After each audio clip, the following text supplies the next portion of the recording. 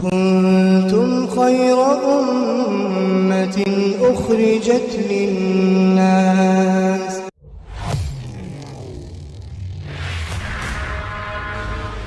نحمدہ ونصلی علی رسولہ الکریم اما بعد۔ پیارے دوستو اور عزیز ساتھیو، اللہ تعالیٰ کا بے حد شکر احسان اور کرم ہے کہ اللہ رب العالمین نے ہم سب کو اپنے گھر میں اس مبارک دن یعنی جمعہ کے دن مجتمع فرمایا ہے۔ یہ بے شک اللہ کے فضل اور اللہ کے کرم سے ہی ہوا۔ ہم سب کی ذمہ داری یہ ہے کہ جس نے بھی کلمہ لا الہ الا اللہ پڑھا ہے وہ محمد رسول اللہ کے اوپر کامل طریقے سے عمل کرنے والا بن جائے۔ لا الہ الا اللہ کا مطلب دوستو کیا ہے کہ کسی سے کچھ نہیں ہوتا، نہ کوئی مارنے والی ذات ہے اللہ کے علاوہ، نہ کوئی بچانے والی ذات ہے اللہ کے علاوہ، نفع نقصان سب کچھ پہنچانے والی ذات صرف اور صرف اللہ کی، اور اس کا صرف زبان سے اظہار کافی نہیں ہے بلکہ دل میں اس کا قرار ہونا بھی ضروری ہے۔ یعنی دل سے یقین کے ساتھ، دل کے اندر ایسا پختہ یقین ہو کہ اللہ کے علاوہ نہ کوئی نفع پہنچا سکتا ہے اور نہ کوئی نقصان، نہ دنیا کی تمام تر مخلوق مل کر ہمیں کوئی فائدہ پہنچا سکتی ہے اور نہ ہی ہمیں نقصان پہنچا سکتی ہے۔ اگر زبان سے صرف اظہار کیا اور دل کے اندر اقرار نہیں ہے، دل میں قرار نہیں ہے، تو یہ ایمان کامل نہیں ہے، اس پر اللہ کے کوئی وعدے نہیں ہیں۔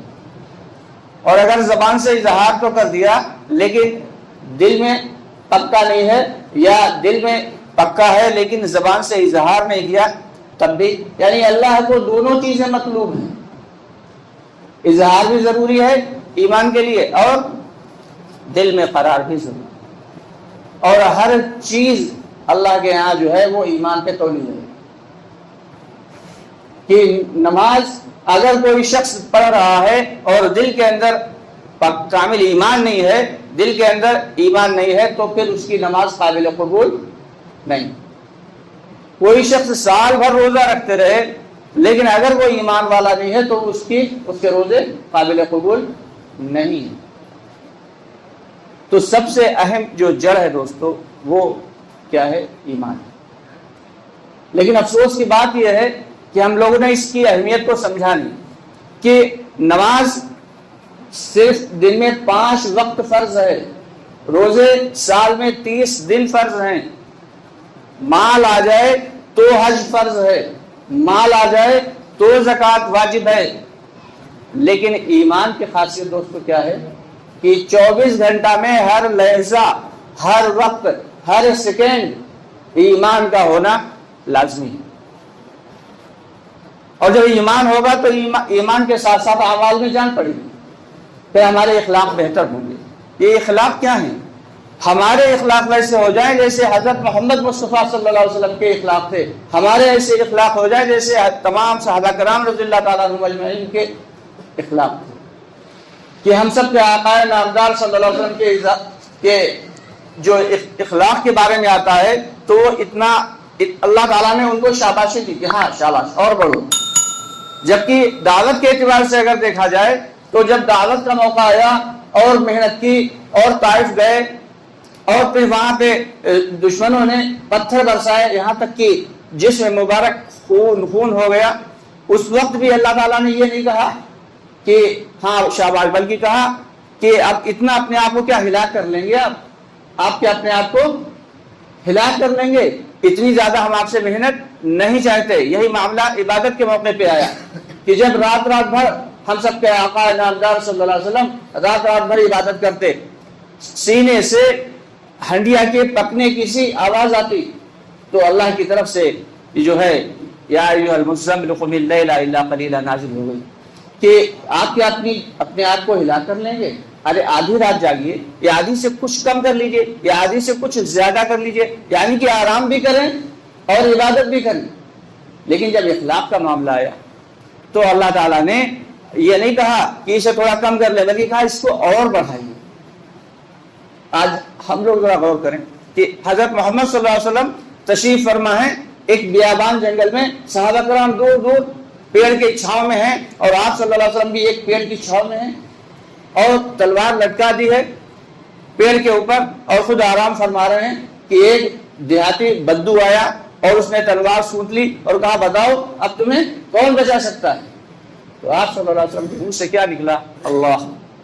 ابھی جو اللہ لفظ تھا اس کا رواب اس پہ پڑا اور وہ کانپنے لگا، اس کے ہاتھ سے تلوار چھوٹ گئی۔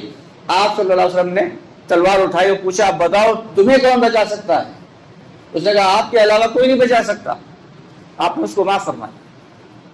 یہ مسجد کا ماحول ہے، آپ صلی اللہ علیہ وسلم تشریف فرما ہے، سامنے صحابہ کرام موجود ہیں، اور آپ صلی اللہ علیہ وسلم نصیحتیں فرما رہے ہیں کہ ایک دیہاتی شخص آیا، اسے معلوم نہیں تھا، اور اس نے مسجد نبوی میں ہی پیشاب کرنا شروع کر دیا بیٹھ کے۔